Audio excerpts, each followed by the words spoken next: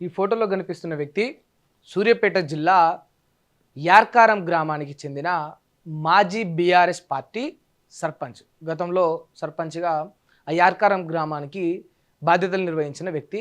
ఇతని పేరు మధు, చింతలపల్లి మధు. అయితే ఇతను అతి కిరాతకంగా, అతి దారుణంగా హతమార్చబడ్డాడు కొందరు గుర్తు తెలియని వ్యక్తుల చేతులు. దీనికి రకరకాల కారణాలు ఉన్నాయి. కానీ ఇతని సతీమణి, ఇతని భార్య చెప్తున్న అంశాలు ఒకసారి మీకు చెప్తా. ఒంటెద్దు వెంకన్న అని ఒక వ్యక్తి గతంలో చంపబడ్డాడు. అయితే అతన్ని ఎవరైతే వ్యక్తులు హతమార్చిండ్రో ఆ యొక్క కేసులో ఇతనే, ఈ మధు అనే వ్యక్తి మెయిన్ కీలక సాక్షి. ఆ కేసుకు సంబంధించి ఆ కేసు ట్రయల్కి వచ్చింది. ఇవాళ ఆ కేసులో ఇతనే మెయిన్ ఐ విట్నెస్. సాక్ష్యాలు చెప్పడానికి నేను సిద్ధమే, ఒక వ్యక్తి అన్యాయంగా బలైపోయిండు అని చెప్పేసి ఈ మధు ముందుకొచ్చిండు. అయితే ఇవాళ కేసు ట్రయల్ ఉండగా ముందు రోజు ఈ మధును కొందరు వ్యక్తులు ఆ యార్కారం గ్రామంలో, ఆ సమీపంలో తీసుకెళ్ళి 3 ముక్కలుగా చేసి మొండెం తల వేరు చేసి అతి దారుణంగా చంపేసిండ్రు. వాళ్ళ భార్య చెప్తున్న ప్రధాన అంశం ఏంటంటే, ఆ కేసులో మా ఆయనే కీలక ఐ విట్నెస్గా ఉన్నాడు, అతను సాక్ష్యం చెప్పడానికి కూడా నా భర్త సిద్ధపడ్డాడు. అందుకే కాంగ్రెస్కు సంబంధించిన పార్టీ నాయకులు కొందరు నా భర్తను తీసుకెళ్ళి హతమార్చి ఇంత దారుణానికి, ఇంత దుర్మార్గానికి ఒడిగట్టిండని చెప్తా ఉన్నారు. సరే, ఇక్కడ ఇతను బీఆర్ఎస్ పార్టీ మాజీ సర్పంచా, లేకపోతే చంపిన వాళ్ళు కాంగ్రెస్ అభ్యర్థులా, ఇంకోట అనేది తర్వాత అంశం. కానీ మనుషుల్లో మానవత్వం అనేది కొంత ఉంటుంది. మనుషుల్లో మమేకము, మమకారము, మంచితనం అనేది కొంత ఉంటుంది. కొన్ని విలువలు అనేవి ఉంటాయి. ఒక మనిషి ఇంకొక మనిషిని చంపాలనే దుర్మార్గమైన ఆలోచన వ్యక్తులకు ఎట్లా వస్తుంది?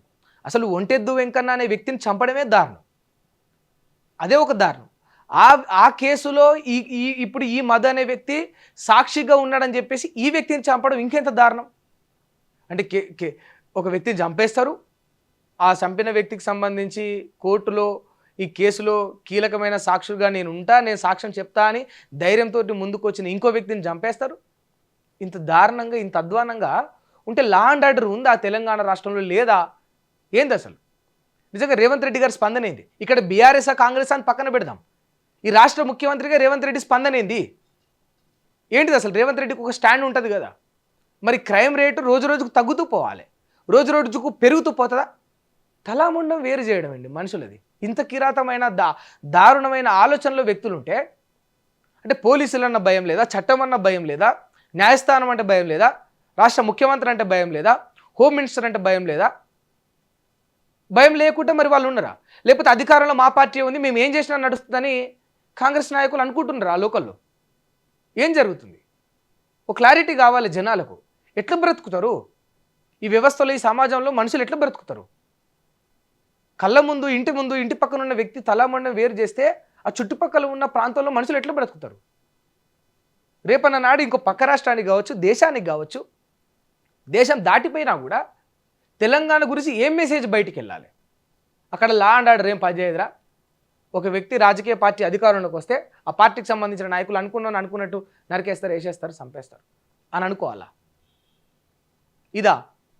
చెప్పండి, ఏమనుకోవాలి తెలంగాణ గురించి, ఇక్కడ ఈ రాష్ట్రం గురించి, ఈ రాష్ట్ర శాంతి భద్రతల గురించి? చెప్పండి, ఒక క్లారిటీ కావాలి కదా. ఇంత దుర్మార్గమైన ఒక్క ఇదనే కాదు, అసలు ఈ రాష్ట్రంలో ఎన్ని అధ్వానమైన పరిస్థితులు, ఎన్ని దారుణమైన పరిస్థితులు మనం చూస్తూ ఉన్నాం. నిజంగా కారకులు ఎవరు?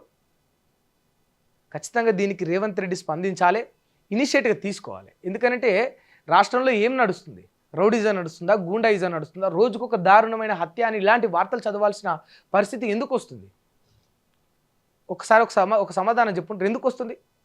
కూకట్పల్లిలో, హైదరాబాదులో, చార్మినార్ దగ్గర, సూర్యాపేటలో, నల్లగొండలో, ఆదిలాబాదులో ఏంటిదత్తా?